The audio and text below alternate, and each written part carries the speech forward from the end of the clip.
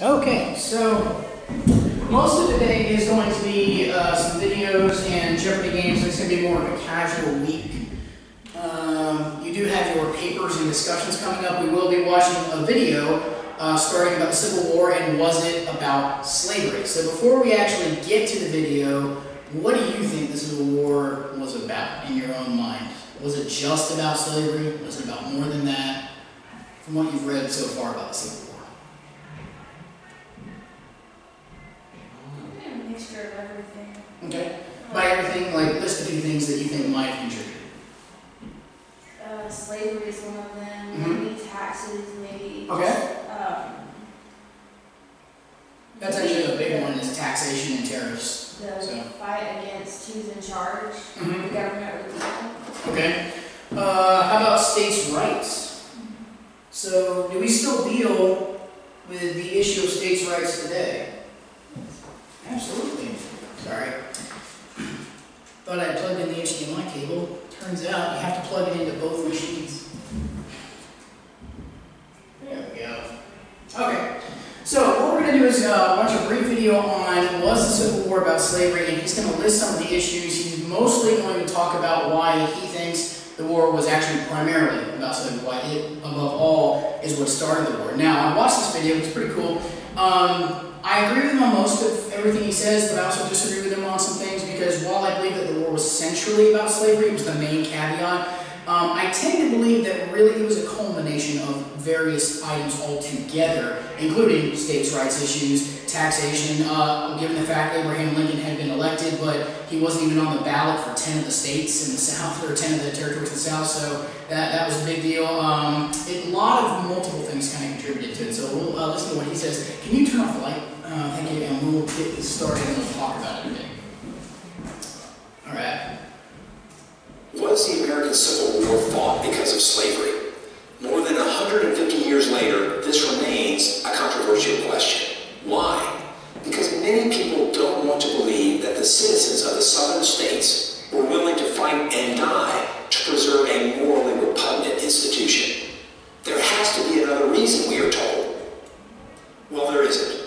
The evidence is clear and overwhelming. Slavery was, by a wide margin, the single most important cause of the Civil War. Let's go back a bit. I want to talk about some of these. Cause of the Civil War, and overwhelming. Slavery was. Okay, so looking at this list, these are all listed as potential reasons. Now, why might some of these issues have contributed to a war or to a conflict between the North and the South, besides slavery? All right, think about social differences. Think about the territories of the North and the South. What was the South mainly centered around? Slavery, but more to the point, farming, agriculture, for which they believed they needed what for? Slaves. So we go back to the slavery issue because of the social differences. Now, think of the cultural differences in the North. Were they more slow-going, or were they more like constantly busy with industry? Constantly busy with industry. Right. A lot of businesses were privately owned. A lot of them were smaller. You didn't need like a whole bunch of extensive workers, or if you did, you hired factory workers. You didn't need slavery. Now, this is a key thing to talk about with the North is, was the entire North against slavery? No. Most of the North either wasn't fully against it or really just didn't care one way or the other, because as long as it didn't affect them, it wasn't a major issue. Now, there were abolition movements that were beginning and really gaining traction during this period, so there were people who were very much against slavery, but here's another thing to consider. Even if they were against slavery, did the North see African Americans as equals? No. Certainly not. No, and that would not change for another 100 years. So that's one of the major issues. Another one is states' rights, okay? States' rights is the idea that the states have sovereignty, not the federal government. The idea that the national government can mandate certain things, but cannot mandate everything, and ultimately it's up to the states as to how they're going to run. So a lot of the people who lived in the South thought of the states as their home, their country. Robert E. Lee often referred to Virginia as his country, his home. He didn't think of the United States as his only sovereignty or country. He felt Virginia, where he lived, was his country. And so a lot of the people defending themselves were defending what they perceived to be their own boundaries, their own homes. So I just want to bring these up because this is one of the reasons why, for me, it's a culmination of all these things, with slavery certainly being at the forefront that actually went into war. So, was by a wide margin the single most important cause of the Civil War for both sides.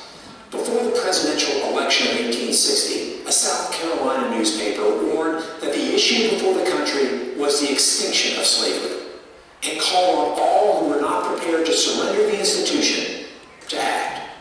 Shortly after Abraham Lincoln's victory, they did. The secession documents of every Southern state made clear, crystal clear, that they were leaving the Union in order to protect their peculiar institution of slavery. A phrase that at the time meant the thing special to them. The vote to secede was 169-0 in South Carolina, 166-7 in Texas, 84-15 in Mississippi. In no Southern state was the vote close. Alexander Stephens of Georgia, the Confederacy's vice president, clearly articulated the views of the South in March 1861. Our new government, he said, was founded on slavery. Its foundations are laid, its cornerstone rests upon the great truth that the Negro is not equal to the white man, that slavery, submission to the superior race, is his natural and normal condition. okay, so think about what that man just said. How do you feel about it? Keep in mind, this was actually one of our political representatives in Georgia, sadly. It seems delusional. Seems kind of delusional, yeah, certainly. I mean, he's clearly giving a position. I mean, this is not an unbiased person saying, well, let's be fair to both sides. This is a man who is straight up, he's supporting the fact that in his mind, the black man is not the same as the white man. They're not equal. There is no equal ground. Some of these views were so bad that literally they would often be referred to as cattle, or just chattel to be driven. And there was no mindset at this point in the South, or at least to the slave owners, that was like, oh, well, no, these are people, we need to be nicer to them. It was, no, they are our property. Can anyone think of other arguments, even in modern context, that might actually reflect this? What do you mean reflective? So, What do you mean reflective? so like, are there any viewpoints today where you see a similar position, where someone says, this is my property, I do with it what I want? Big one. Actually, it's two big ones. One begins with an T and the other one begins with an A. I want to say trafficking. Yep. Trafficking is one. Trafficking is a modern form of slavery. It really is. And when you actually see the position of some of the people that have been traffickers, they pretty much looked at it the same way that the slavers did. It was, well, I don't really care what their status is or who they are. I make money off them. They're my property. Once I take them, they're mine to do with what I want. There is no respect. There is, imagine living in this state as a black person and putting yourself in that position and saying that these people literally look on you as nothing more than you're essentially a cow. You're something to be bought and sold, to be worked until you die. I mean, that's pretty horrible right there. And then sadly, we have people in our place. Now, in our state that did that. Now, the other one I was thinking of is, believe it or not, abortion. It may surprise you, but what are some of the arguments you hear from abortions? It's My body, my rules. I can do what I want with it. The thing growing inside me is not its own mind. It doesn't have any rights. I can do what I want with it. That's a very controversial topic today, because we look at this, that was the same mindset as people with the African slave trade. Is my property. I bought it. I can do what I want with it. So they don't have rights. So I'm not trying to be too morose on this and be too depressing, but we've got to face that this is something in our history that happened, and we fought an entire war with it. So I'm going to continue on. Yet despite the evidence, many continue to argue that other factors superseded slavery as the cause of the Civil War. Some argue that the South only wanted to protect states' rights. But this raises an obvious question. The states' rights to what? Wasn't it to maintain and spread slavery? Moreover, states' rights was not an exclusive Southern issue. All the states, North and South, sought to protect their rights. Sometimes they petitioned the federal government. Sometimes they quarreled with each other. In fact, Mississippians complained that New York had too strong a concept of states' rights because it would not allow Delta planters to bring their slaves to Manhattan. The South was preoccupied with states' rights because it was preoccupied first and foremost with retaining slavery. Some argue that the cause of the war was economic. The North was industrial and the South agrarian. And so, the two lived in such economically different societies that they could no longer stay together. Not true. I want to combine these two and why I slightly disagree with where he's going with this. He is mostly right, but I actually do believe states' rights and the economy were major factors, not over slavery. Slavery was still the main factor. But here's the thing to consider about states' rights. I agree with him that states' rights were an issue in both the North and the South. But whose economy was this particular issue affecting more? Southern. Because in this regard, their economy, their money was being taken away. Now, it is true that they could have still made money other ways, but keep in mind that the history at this point had been entrenched. They were used to it. It was traditional. And it's very hard to break a culture of tradition. I'm not defending the South and saying, oh, they were right, but I am saying this is why I kind of disagree. It's like, well, it's not really about those. No, it is about those, but slavery was the central issue. It was the central thing that all these other issues were linked to, which is why slavery is the main problem. But in the 19th century, both North and South were agrarian societies. In fact, the North produced far more food crops than did the South. But Northern farmers had to pay the... True, but what was the most lucrative? Cotton. Yeah. Their farm hands, who were free to come and go as they pleased, while Southern plantation owners exploited slaves over whom they had total control. And another thing to consider why this was bigger too. Again, he is right. Both sides had agricultural, but this agriculture was higher in overall in certain aspects of corn crops. I think wheat was either wheat or corn that was more over here. But this was this global or national? Most of the food going from here, was it global or was it distributed nationally? Anyone guess? Nationally, mostly. Most of the food was going around back and forth in between. Now, what was the cotton? Was it just national? It was global, okay? This was a major moneymaker. So again, money was a big issue. So again, I understand where he's going with this. He does have a point, but I would say that the heavier influence was in here. The more dire economic situation was here. This is why I want to keep stopping and pausing because I don't think one should ignore the issues centered around the Civil War. Just go, it was just slavery. Slavery was a big issue, no question. But a good historian is going to look at all the issues and say there's a reason that an entire war was fought over this. And it wasn't just plantation owners who supported slavery. The slave society was embraced by all classes in the South. The rich had multiple motivations for wanting to maintain slavery. But so did the poor, non-slaveholding whites. The peculiar institution ensured that they did not fall to the bottom rung of the social ladder. And this is somewhat true and untrue from him, and even Paul Johnson addresses this. A lot of the poor farmers really didn't care one way or the other because they couldn't afford slaves. So they weren't against slavery, but they weren't exactly very for slavery either. Some of them were because they saw themselves as, well, at least I'm on the upper level here and I'm above them. But a lot of them just didn't care. It was kind of like, I'm just making my own livelihood my way. And if my neighbors want to have slaves, okay. So again, yeah, but I like him. He's just... That's why another argument that the Civil War couldn't have been about slavery because so few people owned slaves has little merit. Finally, many have argued that President Abraham Lincoln fought the war to keep the Union together, not to end slavery. That was true at the outset of the war, but he did so with the clear knowledge that keeping the Union together meant either spreading slavery to all the states, an unacceptable solution, or vanquishing it altogether. Yes, I agree with him on. In a famous campaign speech in 1858, Lincoln said, "A house divided against itself cannot stand." What was it that divided the country? It was slavery and only slavery. He continued, "I believe this government cannot endure permanently half slave and half free. It will become all one thing or all the other." Lincoln's view never changed, and as the war progressed, the moral component, ending slavery, became more and more fixed in his mind. His Emancipation Proclamation in 1863 turned that into law.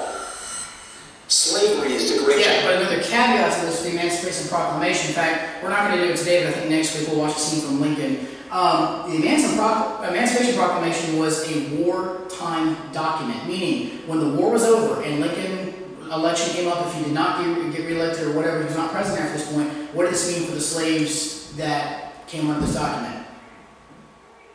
Because what this essentially was a document that claimed slaves as war property, therefore they were free. Once the North beat the South in certain engagements, they could take the slaves as war contraband, war property, and bring them back to the North and free them, which sounds great, but when the war's over, what's the problem with that? They go back, because it's a wartime document. It's no longer valid after the war. And secondly, if they're war property, what is Lincoln essentially admitting? That they're property. And Lincoln understood this one, and this is why he had to come up with the 13th Amendment, which he did later. But he understood that was a temporary measure as far as a solution. Yes, it helped, but it was, everyone thinks of the Emancipation Proclamation as the great thing that freed all slaves. No. It was not even close to that. It started the move toward it. It started the position, but really the 13th Amendment is what officially ended the slave trade and slavery. And even then, the issue didn't stop until, gosh, over 100 years, the Reconstruction era. We'll get into that later. But this is why I'm a little frustrated with this particular guy. Like, I appreciate one thing he's saying, which is slavery was the central issue. Absolutely. It was pretty much 80 to 90% of why the war was fought. But all these other issues should not just be brushed aside. Shame of America's history. No one denies that. But it's to America's everlasting credit that it fought the most devastating war in its history in order to abolish slavery. As a soldier, I am proud that the United States Army, my army, defeated the Confederates. In its finest hour, soldiers wearing this blue uniform, almost 200,000 of them former slaves themselves, destroyed chattel slavery, freed 4 million men, women, and children from human bondage, and saved the United States of America. I'm Colonel Ty Sidgley, Professor and Head, Department of History at the United States Military Academy, West Point, for Prager University. So, even going to turn the light on for now, so let's go ahead and talk about this a bit. So, based on, sorry for all the commentary, I always feel as a historian, I see both sides of the argument. How do y'all feel about what he had to say, in your minds? It was pretty good. It was definitely super biased.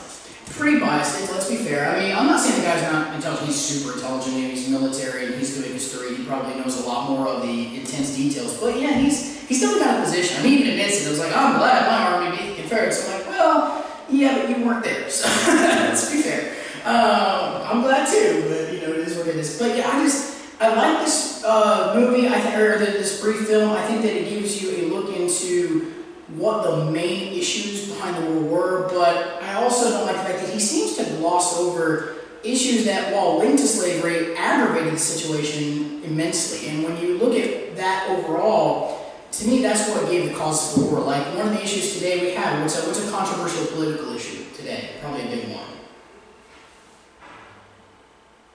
How about bipartisanship? Two different political parties. We got, tends to be more right-leaning conservative, tends to be more left-leaning liberal. Okay, but would that issue alone be a cause for war? No, it might be a main issue, maybe. You know, where if people are so divided on the morals, eventually they're going to clash. But look at all the other issues surrounding it, issues that are being politicized by both sides. Okay, these issues should just be brushed aside as well, whatever. There's a reason there's a bipartisanship, there's a moral line, and there's a cultural difference on both sides that causes these aggravations and these bipartisan differences. So that's why, to me, it's important to just not gloss over. If you could have... Well, let me ask this question just for fun. How do you think it could have been handled differently, the Civil War, or even slavery at this time? Or could it have been handled differently? I don't know. I feel like it was inevitable and fine. Okay, I felt like war was inevitable? Maybe. Very well. I want to think about it because, from what I'm seeing, almost everything in a way related right back to slavery. Yes. In a way, basically. All of the issues connected back to slavery, pretty much. And he says almost inevitable. Mm-hmm. Yeah. And another thing to keep in mind is that a up until this point, the founding fathers and the presidents had been pushing the slavery issue further and further down the road, thinking it was going to fix itself. And it might have had it not been for the cotton gin, but one of the things, and I gotta be honest, in my opinion, he was kind of dead wrong on, maybe not dead wrong, but mostly wrong on, is the economy. That was a major issue. I mean, what makes the world go round? Money. Money. Slavery was a way and a means to money for the South, and cotton was the big crop. You can't ignore that and just say, well, whatever, you know, they had crops in the North, yeah, but not as lucrative as the South. The North's main economic growth was linked to industry. So if you would have taken away their industry, they probably wouldn't have been very happy about that. So just saying, not justifying the South's position, they're still engaging in slavery. It's still morally wrong. But I wanted to point that out. This is part of what being in history class and just learning from at a college level is about. Is you look at my views, I'm not always right. I may be wrong about some of these things. You look at his views, he's probably not right about everything. But you want to be able to take issues like this that are very deep and controversial and look at multiple angles and say, was there more to this? You know, and if so, what can we do now as a culture, as a country, to not go back to that issue, to be able to better ourselves? And that's, so it's a very interesting topic to think about. Okay, we're also going to watch a crash course on the Northern expansion in the United States at this point. It's a little bit before the war, I think. We're going to enjoy this a little bit, and then we'll get on to our Jeopardy games, because I know the people across on the camera want to see those questions so they can do better in quizzes. I try to get through as much Jeopardy as I can. But let's watch this first. You can turn the light off again if you want. So I'll try not to pause too much on this one, but we'll see. Agreed. This is Crash Course U.S. History, and today we're going to discuss how the United States came to acquire two of its largest states, Texas and Arizona. Mr. Green, I believe the answer you're looking for is Alaska. Oh, me from the past. As you can clearly tell from the globe, Alaskan state would never happen. No, I am referring, of course, to California. Am I using your computer today? Oh, stay on. We've talked about westward expansion a few times here on Crash Course, but it's usually about, like, Kentucky or Ohio. This time we're going really west. I mean, not like Hawaii west, but sea to shining sea west.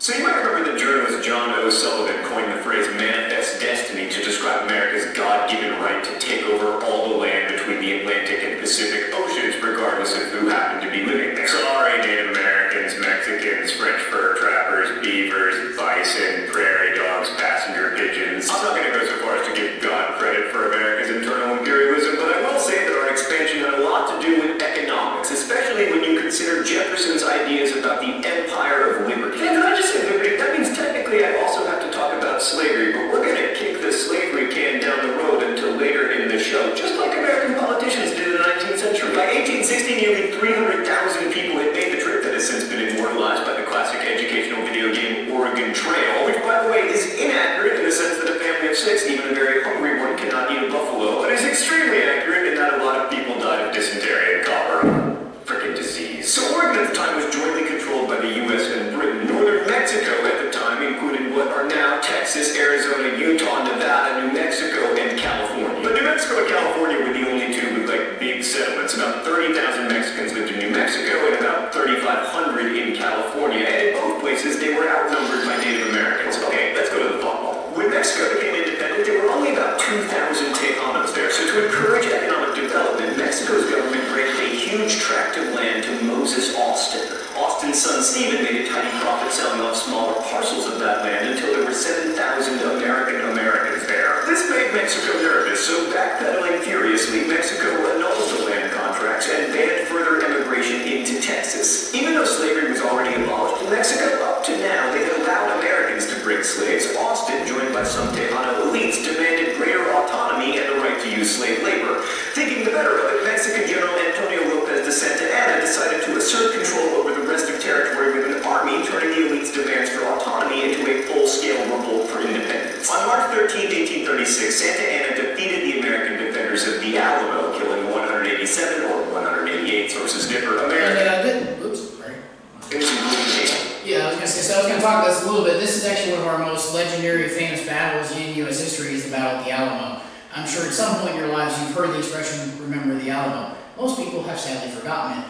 But essentially this is where a little over 100 Texans, Kentuckians, some Tennesseans essentially held off against an entire Mexican army, and did so for quite a while very successfully until they were finally overrun and basically slaughtered to a man. But some of the legends there were, I don't know if you've ever seen the Bowie knife, you know, those big knives. Jim Bowie, the inventor of the knife, was there. Davy Crockett, who killed a bear when he was 3, but for some reason couldn't stand up against the entire Mexican army single-handed. I don't know. Obviously, most of his stuff is legend. He was actually, I think, a Tennessean. I'm brain saying Kentucky or Tennessee. My brain should know better. He was a senator. He was actually a politician too. But yeah, and then Colonel William Barrett Travis, who was a military leader who actually did not like Jim Bowie at all. But they got long enough to die together. So, but yeah, this is a very famous battle. So.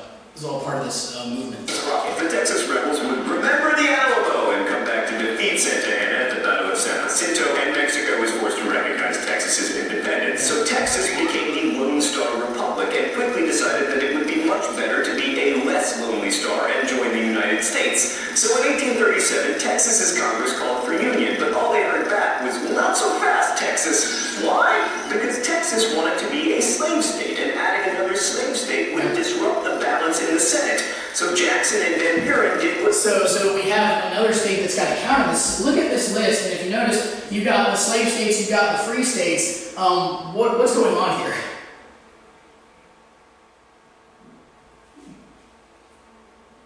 I mean, is this a good way to promote unity in a country or to promote division? Yeah. So there's another similar thing that happened in history in World War I, where essentially the countries of Europe did this exact same thing to act as deterrents to each other so that they wouldn't go to war with each other. It's a great plan, except for one problem. It was stupid. Because anytime one of them goes off, if one country loses it, what happens? The whole balance is tipped and everyone goes to war. So, happened in our country, happened in World War I, technically it happened in World War II, although that was more of one person's aggression. But once Texas became a slave state or slave territory, we had the other one that came up, it was California that became the free territory. So, this was happening on the good politicians always do.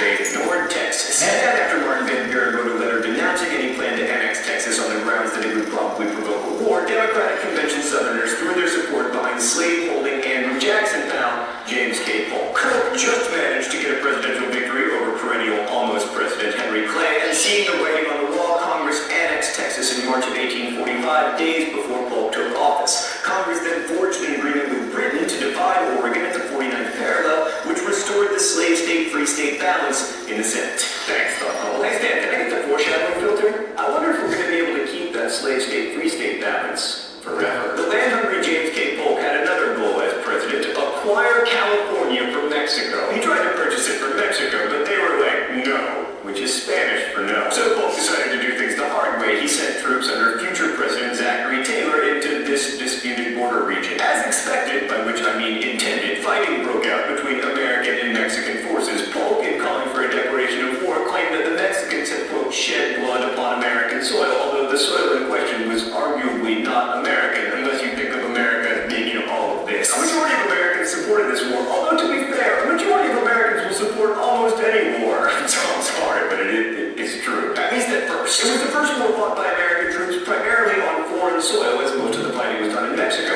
Among the dissenters was a Massachusetts transcendentalist who is probably better known than the war itself. Henry David Thoreau was in fact thrown in jail for refusing to pay taxes in protest of the war, and wrote On Civil Disobedience in its defense, which many American high schoolers are assigned to read and expected not to understand, lest they take the message to heart and stop doing assignments like reading On Civil Disobedience. Another critic was concerned about the increase in executive power that Polk seemed to show, saying, allow the president to invade a neighboring country whenever he shall deem it necessary to repel an invasion, and you allow him to make war at pleasure. That critic was none other than noted peacenik Abraham Lincoln, who would go on to do more to expand executive power than any president in the 19th century, except maybe Andrew Jackson. Right, so Santa Anna's army was defeated in February 1847, but Mexico refused to give up. So Winfield Scott, who had the unfortunate nickname of Old Fuss and Feathers, captured Mexico City itself in September. A final peace treaty, the Treaty of Guadalupe Hidalgo, was signed in 1848, under which Mexico confirmed the annexation of Texas and further ceded California as well as several other places that would later become states, but we couldn't fit on the map. In return, the U.S. paid Mexico $15 million and agreed to a no-backseas deal in Reed, Texas, thereby freeing Mexico from the shackles of Amarillo. I'm sorry, Amarillo. No, I'm not.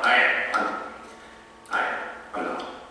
I am. This is great. Stand the people of Amarillo hate me, also the people of New Jersey. Alaska is in the green parts of North America. We don't even have Arizona and New Mexico on the chalkboard. Pretty soon I will have alienated everyone. Anyway, thanks to the land from Mexico, our dream of expanding from the Atlantic to the Pacific was finally complete, and as always happens when dreams come true, trouble started. After the Treaty of Guadalupe Hidalgo, between 75,000 and 100,000 Spanish-speaking Mexicans and 150,000 Native Americans were under the jurisdiction of the United States. Despite the fact that the treaty granted Spanish-descended Mexican male citizens legal and property rights, the Mexicans were still seen as inferior to Anglo-Saxons, whose manifest destiny was, of course, to overspread the continent. And the fact that these Mexicans were Catholic didn't help either, especially because in the eastern part of the United States, there was a rising tide of anti-Catholic, anti-immigrant sentiment known as nativism. And there was a new political party, the American Party, dedicated entirely to such sentiment. They were referred to as the know-nothings, because when you asked them about their politics, they would answer that they didn't know anything. And indeed, they didn't. This was not an expert branding strategy, although they did manage to win an unexpected number of local offices in a state heralded for its ignorance, Massachusetts. You thought I was going to say New Jersey, but I'm trying to make nice with the New Jersey people, because they take it pretty personally. Meanwhile, in California, there weren't enough white English-speaking American residents to apply for statehood, until gold was discovered in 1848, leading, of course, to San Francisco's NFL team, the San Francisco 48ers. By 1852, the non-Indian population in California... There's actually a fun story to that the California gold rush is actually connected to our gold rush that happened in 1828, 1829.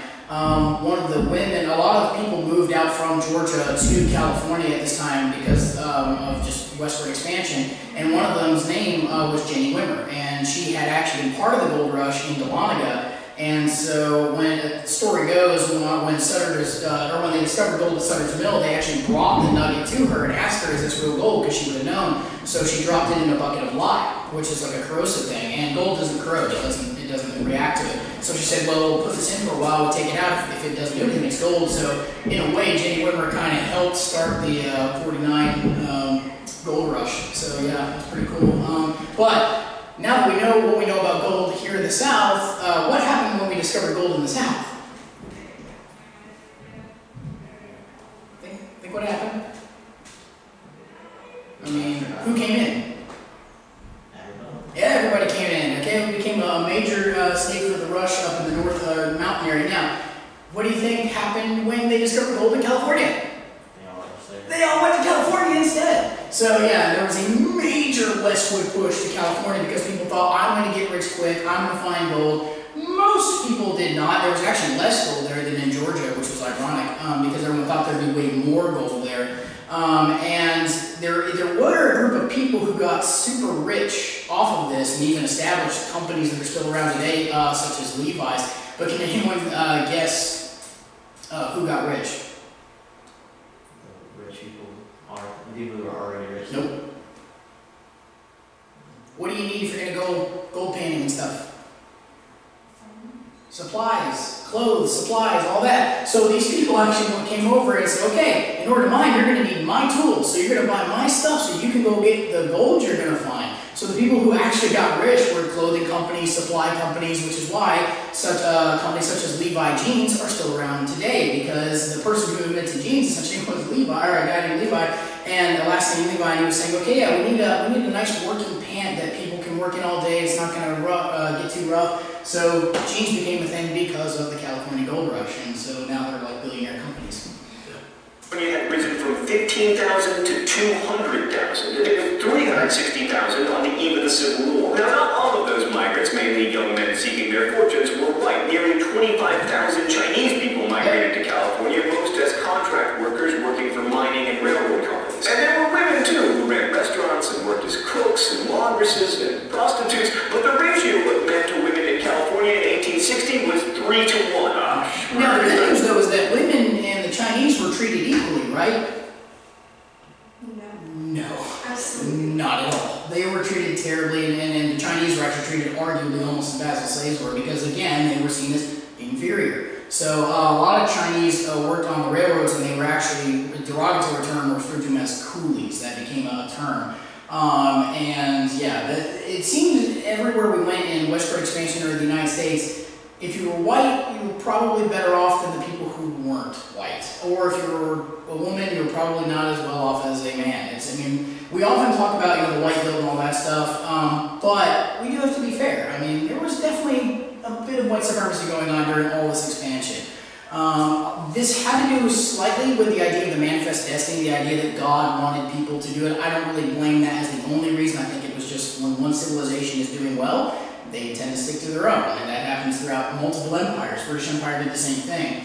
But yeah, so this is something to always remember, like, it really wouldn't change until the 20th century, where we actually see more equality starting to happen and build up, so yeah. The mystery document?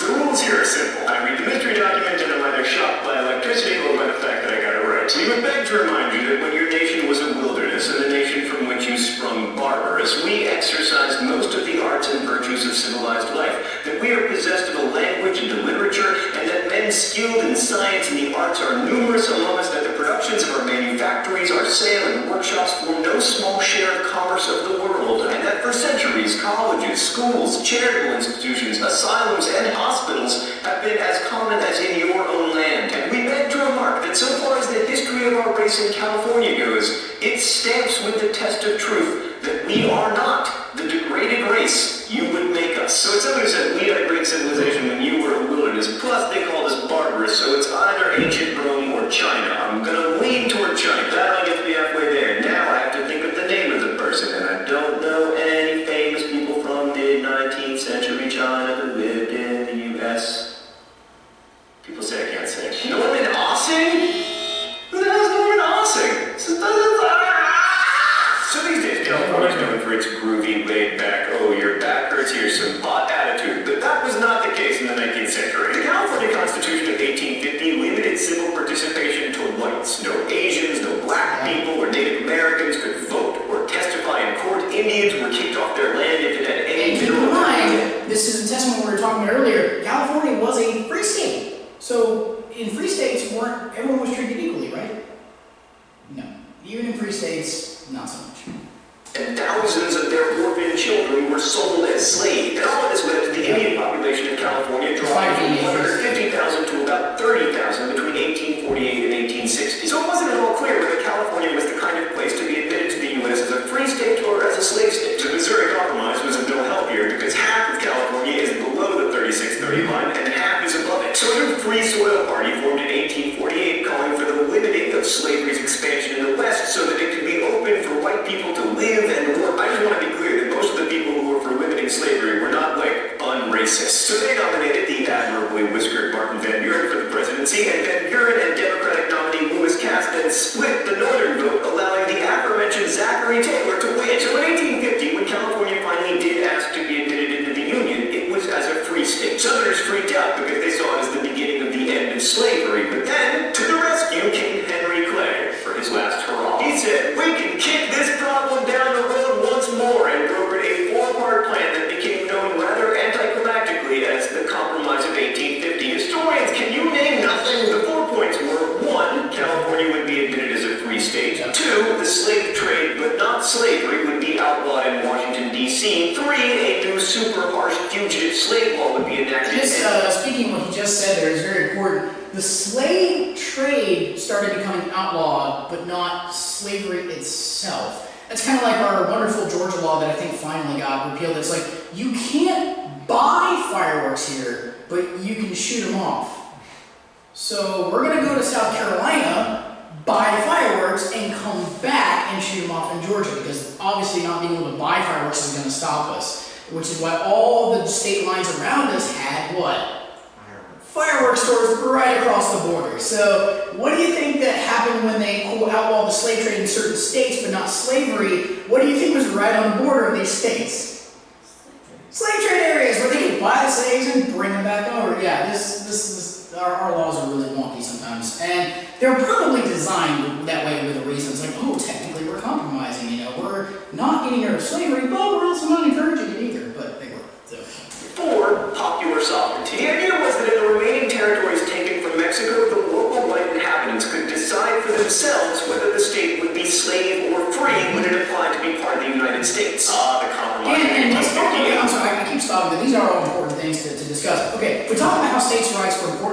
people, and why, arguably in some ways, it would have been a good thing to have states' rights, but in this case, why was it a bad thing?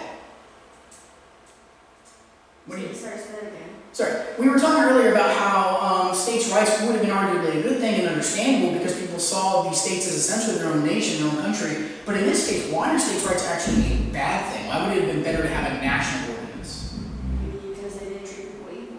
In many states, essentially, the states could decide whether or not they wanted to be free or slave. So it was up to them, per se, and up to their rights. But what does that create? Division, automatically, yeah. Great reminder that nothing protects the rights of minorities like the tyranny of the majority. There was a huge debate over the bill in which noted asshat John C. Calhoun was so sick that he had to have his pro-slavery, anti-compromise remarks read by a colleague. On the other side, New York Senator William Seward, an abolitionist, also argued against compromise based on slavery being, wrong. But eventually the compromise did pass, thus averting a greater crisis for 10 whole years. Ralph Waldo Emerson predicted that if the United States acquired part of Mexico, it would be like swallowing arsenic. And indeed, arsenic can be a slow-acting poison. Now, I don't think Ralph Waldo Emerson was a good enough writer to have thought that far ahead, but he was right. Some people say that Manifest Destiny made the Civil War inevitable, but as we'll see next week, what really made the Civil War inevitable was slavery. But we see in the story of Manifest Destiny the underlying problem. The United States didn't govern according to its own ideals. It didn't extend liberties to Native Americans or Mexican Americans or immigrant populations or slaves. Thanks for watching, and we'll see you next week. But things will get much worse. They do, sadly. We gotta get into, we still have the war to cover, and then Reconstruction to cover. It never gets better, so, sadly. Eventually it did, per se. Alright, so, with that said, since we've got Jeopardy here, yeah, you can turn the light on, I think. We should be able to see this with the light. Alright. We've only got three people, so we'll keep it down to three people. I feel like one thing that's still just sad thing is that even though it's not still happening, people, I feel like some people still get offended over, okay, I feel like black people still get offended just because they are colored and a white person may get mad at them. Yeah. They still take it as offense even though it's not. Or some people over their race is still doing the same thing. That's true, but part of that issue has a lot to do with culture.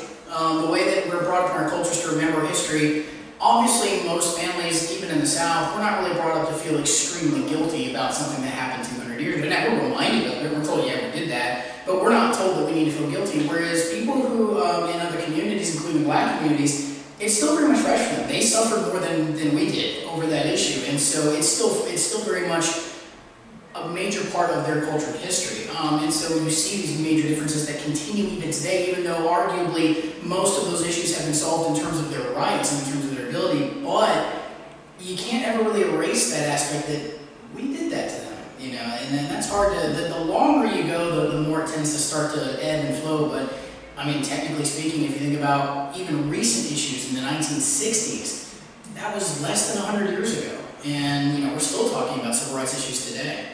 Okay, so we got CC, Hannah, and Caleb. So I think we're just going to keep it up to straight up, just try to best each other, have fun, just be super aggressive and all that. Alright, so who would like to go first? I'll let someone volunteer this time around. Okay. And just to make it easier, since there's only 3 of you, I will not penalize you if you get the question wrong this time. So go for a guess if you have it. Alright, what do you want? True or false 500. True or false 500, alright. The first American to go into California by land was Brigham Young. True. False. Jedediah Smith. Brigham Young actually went to Utah and established the Mormon. It was Joseph Smith and Brigham Young. So, yeah, good guess though. Jedediah Smith, very famous frontiersman. All right, Hannah. Go for it. Famous Americans 300. Famous Americans 300. This U.S. president, in part due to his animosity towards Mexicans, almost annexed Texas as a state a decade prior to the actual annexation we were just talking about in the movie.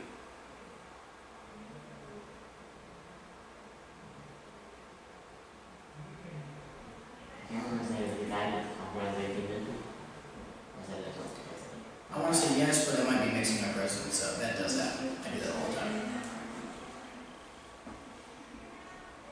There were about 3 major presidents who were all involved with Texas.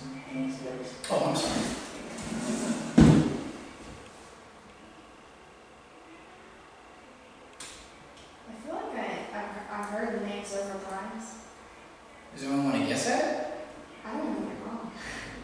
not going to lose points on this one. Yeah, since it's just individuals, I'm not going to do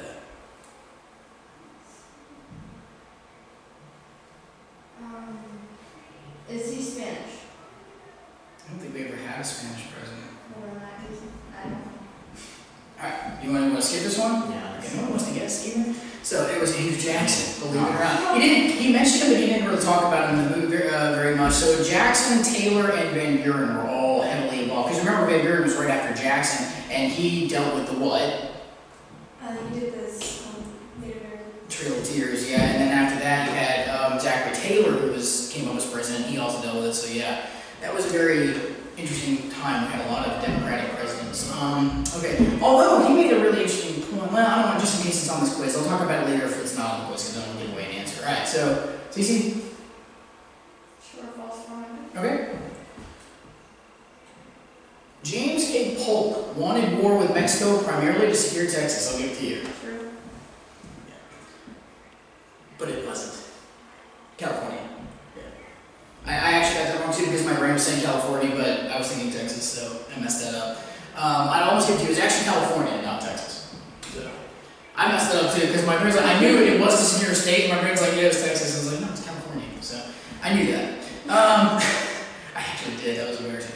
All right. So let's go back to Caleb. True or false 300? True or false 300? True or false? The reason the gold standard was never a practical reality to the 1850s was in part due to the fact that prior to that time there was not enough gold to have a gold standard. True. So in this case, it is true. At the time, while there were 2 gold rushes in North Carolina and Georgia before the California rush of 1849, there was not yet enough to cover a nationwide standard. So, arguably speaking, there would have been, but they hadn't discovered the deeper gold in Georgia and Carolina at that time. So once California happened, that was more reasonable because you had gold coming in from multiple areas of the country. Currently today, as far as we know, there's actually more gold in Georgia, but it's just too deep. We just can't get to it. So we have it, we just can't mine it. And actually, up until today, I think mining is currently not illegal, but it's essentially been done away with. Most of the typical forms of mining today are illegal in Georgia for gold because it's just not as lucrative and we don't need it. And what actually killed that was World War I, because what would have become more valuable than gold during World War I, during wartime? What do you need in a war? Supplies, right? Well, what makes those supplies? What materials? Metals like iron, steel, they became much more valuable than gold. Because gold is nice and it has a lot of practical uses, but not one that was conducive to the military. Although gold is used in space travel. True story. Okay, so who did I go with last on that one? So what? Anna's turn? Yeah. No pressure.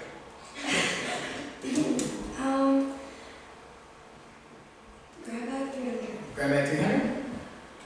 Alright, before it was used as a defensive fort, the Alamo was actually this, used primarily by the Spanish.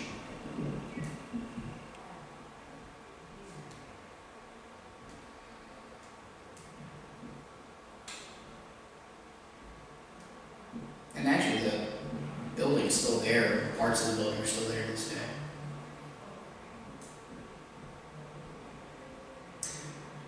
I'll give you a hint.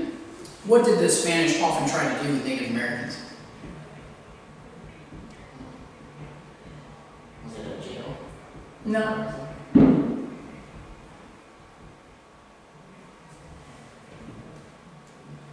The Spanish were particularly obsessed with this when it came to Native American interactions. They sent over a bunch of what? Huh? The Spanish sent over a bunch of what? Like who? Particular like types of person to the Native Americans? No, Mexicans were native. They were, yeah. Think religious. They sent over things with an M. Missionaries. No, that's okay. I have my brace going. So missionaries. So this building was originally a church, monastery. Missionaries lived in a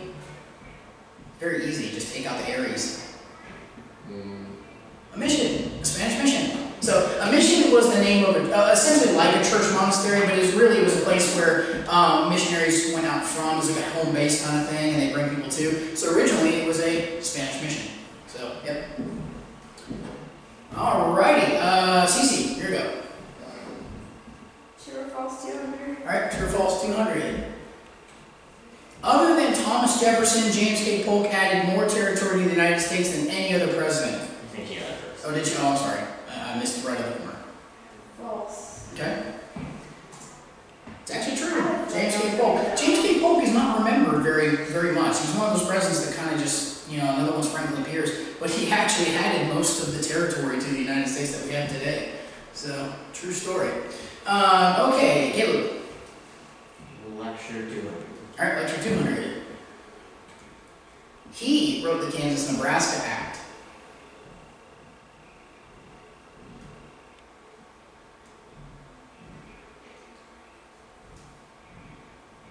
I want to say Andrew Jackson. From maybe Thomas Jefferson. Stephen Douglas. Stephen Douglas, who would actually become a rival to Lincoln later on. So Lincoln beat him. Well, actually, I don't know if we still got the sheet. We might do it next week, but there's a sheet over who was running against each other and talks about each of their issues and what they ran on.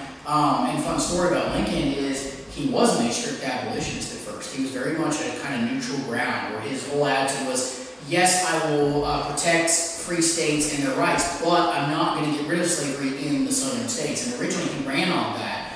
And it wasn't until later that he became a full-on abolitionist as president and said, okay, we need to get rid of the slaves. Okay, so Caleb, here we go. Or is it Caleb or Hannah? It's Hannah, I'm sorry. Famous Americans 400. Famous Americans 400. This individual found to his great interest that in America, unlike anywhere else in the world, religion was not antithetical to liberty.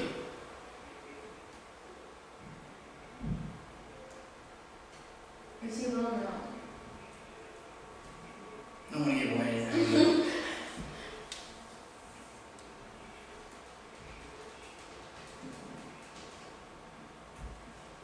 And to clarify what it means is that a lot of places supported the idea of slavery and said, well, religiously, according to our beliefs, including Christianity, we should be able to have slaves. It's okay. But in America, this was not exclusively true for most of the states, except for the southern states who did try to justify it their spiritual needs. Was this person in that video earlier? Because I feel like they were. I'm second guessing myself on this one, so I think I know who it is, but I don't think I'm not sure if I'm right on this one. This one's a tough one, it's a 400, so. Okay, let's get this one as well. Let me see if I found this.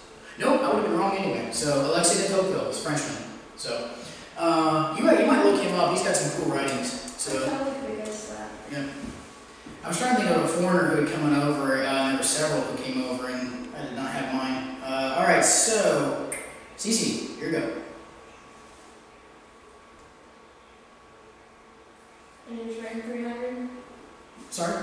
It is written 300. Oh, it is written 300? Okay. The name Oregon is of uncertain etymology, but it was popularized by this American writer. I will not be surprised if you don't know this.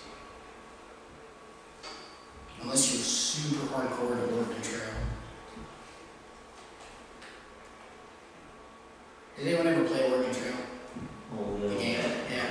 That was actually a great game. I mean, it was horrible because it was hard. Really, really hard. It was like, I don't know if you ever saw the Dark Souls games. You ever heard of those? The Souls games that you just want to throw your controller at the TV? That was like what Oregon Trail was before the Souls games came out. Because basically, it was, you're starting on your journey and you're dead. It's like, you have dysentery. Okay, take the medicine required for dysentery. Great, and you're dead. It's like, oh, you shot a buffalo in a hunt? Great, you shot your friend and you're dead. And it's just like, you just die all the time. And if you actually made it to the other side, you were almost never rich enough to do anything. Like, you get there like, I made it! And you had no money. It was horrible. I love the game, though. It was very fun. All sorts of things could happen. Your wagon could tip over, the wheel could break, you ford a river, people could drown, you get sicknesses, if you go the wrong way, you get lost, or get sick because you ate alkaline, or drank alkaline water. It was like every choice you made, potentially, was like a death sentence. So, I love it. And the sad thing is that was actually quite historically accurate, because that's essentially what the Oregon Trail was. It was not a safe thing to do. Anyway, you want to skip on this one? So in this case, it was William Cullen Bryant. So William Bryant. I'm not very familiar with his work, but... I've heard his name, but I've never heard of him. Alrighty, so I keep getting mixed up on who I'm on now. That was Stacey, so Caleb, right? I think it's your choice. Lecture 100. Lecture 100. Let's go with an easier one. As tobacco cultivation began to die off in the South, it was replaced by this labor-intensive crop. Yeah, that was close, but you both know it. Cotton. Let's see. So, wheat, Wheat. actually. No. Yeah. So it's actually, I want to say this is wrong. This might be input wrong. It should be cotton because, yeah. Oh no, I know why wheat. Here's why. The trick on this one, I always get this one wrong too because I mess this up. Less labor intensive. Cotton was actually still labor intensive. Wheat was less labor intensive. So that's why I always get that wrong because this is a tricky question because technically tobacco was replaced by cotton big time, but the trick is labor intensive, and wheat in this case was less labor intensive than tobacco. Cotton was very labor intensive, and the cotton gin did help and made the ability to process cotton much more lucrative, but you still had to pick the cotton and put it into the gin, and that took hours and hours of extreme intensive work, which was another thing that if you ever go to like southern plantation like museums and stuff, they'll talk to you about what the slaves had to do to get the cotton off, and some of the cotton fields would actually be drenched in like blood and red because like a lot of the cotton was just they'd be cutting their hands in horrible positions. So yeah, I got that wrong too because my brain is like, oh, it's cotton's the big one. And it's like, but labor intensive would be wheat. Okay, so Hannah, your turn.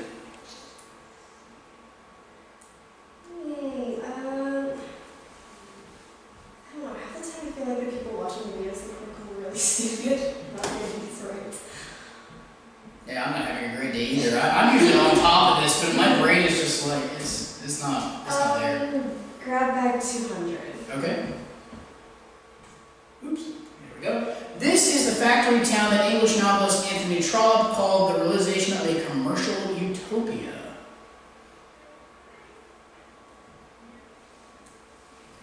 I don't know if it's Trollope or Trollope. I don't say Trollope.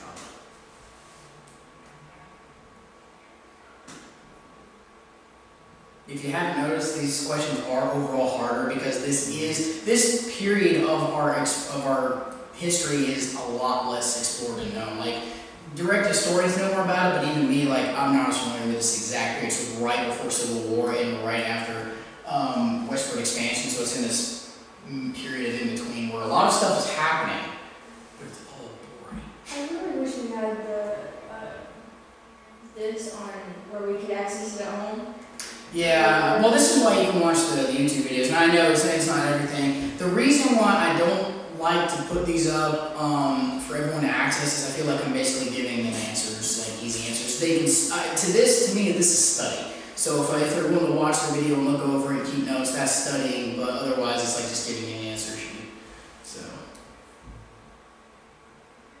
And usually I'm better at explaining the history behind these, which I also think is a little bit, man, today I'm on my day. Anyone want to guess at this one? Okay. So this is Lowell, Massachusetts. And again, it's not a place that most people think of going. So, yep. Yeah, a lot of these are more like tidbit information stuff. That's like some of it's very important, some of it's not. The James K. Polk one is the one I always remember because a lot of people forget James K. Polk, and he's the one who really pushed out expansion. All right, Cece, I think it's your turn if I'm not mistaken. Famous American flag. All right. This man, who became president upon the death of Zachary Taylor, differed from his predecessor in that he wanted to compromise on the slavery issue. Taylor pushed for California becoming it as a free state. We heard about him and I don't know. Nanger. Let's see. Millard No. Fillmore as the other president. I forgot. Man, I'm having a bad day. So, like I said, this is the period of history I am terrible at. I will admit this. As your teacher or professor, this is not one I'm familiar with. We'll get to Civil War, I'll be doing a lot better. So, Millard Fillmore, again, another president that most people don't remember at all. So, he was, came and went. Alright, doing great here. As you can tell, you all got points. We're all doing really well. Caleb actually has 200. Yeah, so what? Caleb has 200. He's the one winning. Does he have 200? Yeah.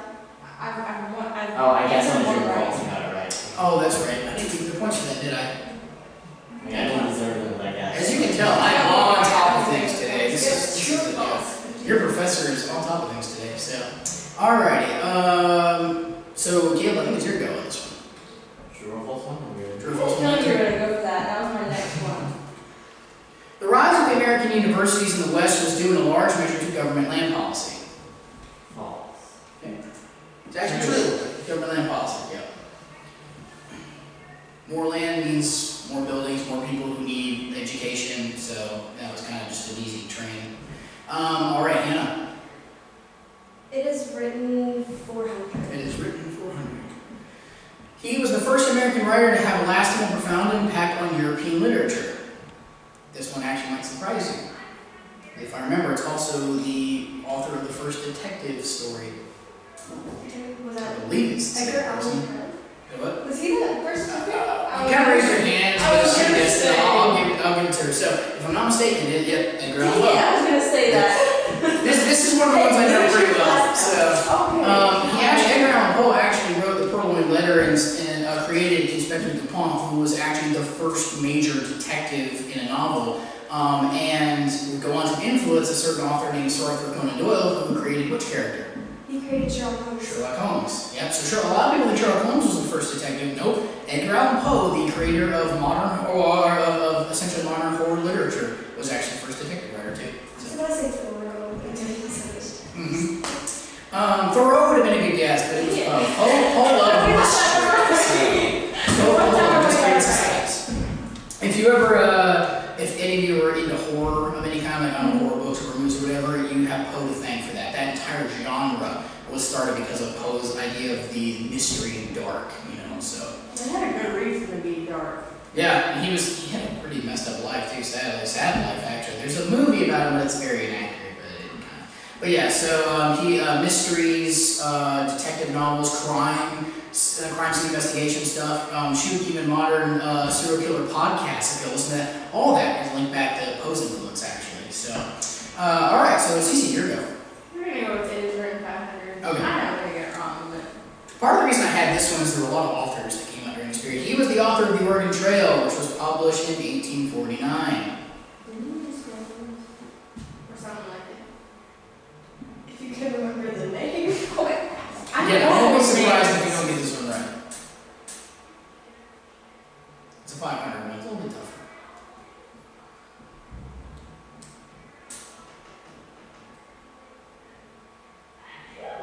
No, we want to skip.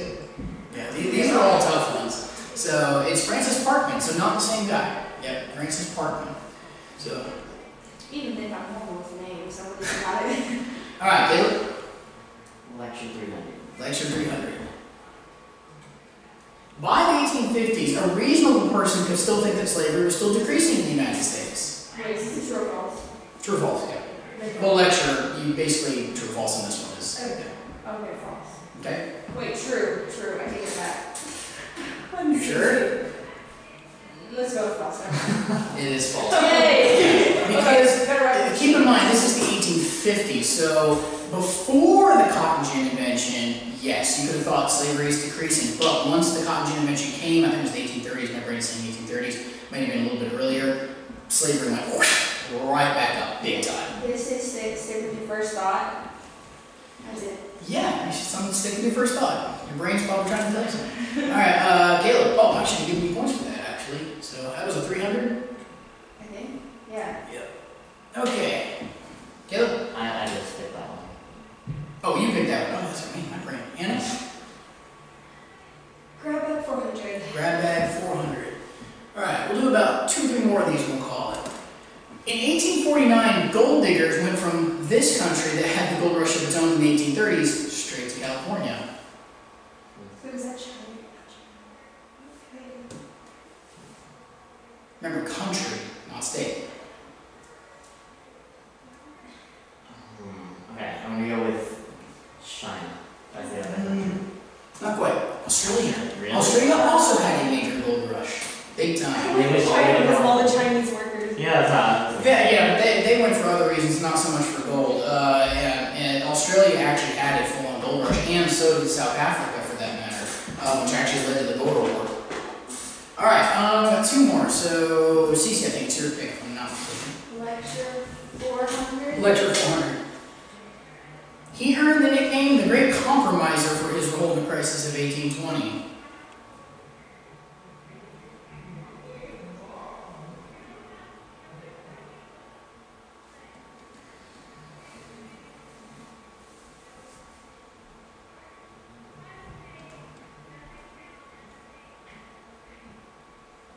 I think I was so home and study names, and I said just names. I didn't watch it. Well, certainly, I certainly encourage you to go and read through this before you take the quiz. This one's going to be a tough one. So, and actually, speaking to you guys watching on the film, this one is going to be a bit of a tougher week as far as quizzes. So, make sure you do the readings for these and highlight a lot. This is just a period that's not as well known. It's not as extensively studied. So, yeah. You want to skip this one, guys? Okay. So, Henry Clay. Yeah. Yeah, Henry Clay. Alrighty, and then we'll do one more. So I'll let y'all pick it as a group. I'm gonna do one of the hard ones. We can do one to feel better about ourselves. Okay, why not? No, because if we get that wrong, it's just That's true. 500. So we can grab bag or lecture. Lecture. Lecture. Alright? Seems like everyone's going to lecture 500. I didn't want to read anything for this week. This term refers to the process of raising a private army to invade another country in search of new slave states. I remember saying it, I don't know what that was.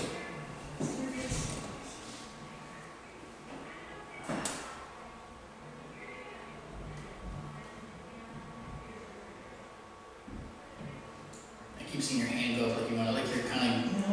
Like, I remember the actual thing, I saw the Yeah. plan for it. Exactly. Does anyone want to guess that? There's no penalties. How could you guess if I tried? If I say private army, I can't think of any other word. The FBI. Yeah, right? The FBI. Close! It's filibustering station. Close. Yeah. Now, this is not the same thing as what we call a filibuster today in politics. The filibuster today in politics is when a person literally stands on their feet and talks as long as they want without interruption, and that's a different thing. Yeah. Alright, guys, we're done for today. As you can tell, your teacher was completely on it with history. Oh, we were here, so. Yeah. Question. Where'd you get that?